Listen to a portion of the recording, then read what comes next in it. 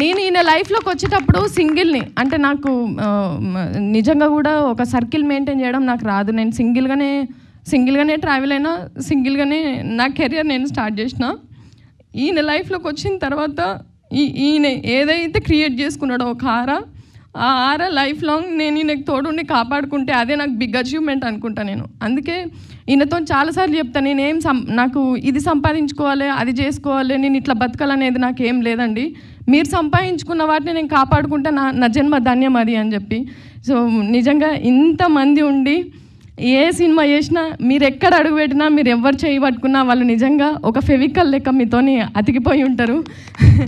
మిమ్మల్ని వదులుకోవాలని ఎవరు అనుకోరు. అంటే ఒక ఫ్రెండ్ లాగా లేకపోతే ఒక రిలేషన్ లాగా వచ్చిన వాళ్ళే మిమ్మల్ని వదులుకోవడానికి ఇష్టపడకపోతే, నేను మిమ్మల్ని కష్టంలో వదిలిపెట్టి మీరు కష్టం మీరు పడండి, ఫలితం వచ్చిన తర్వాత మనం అనుభవిద్దాం కదా అని నేను ఎట్లా అంటా?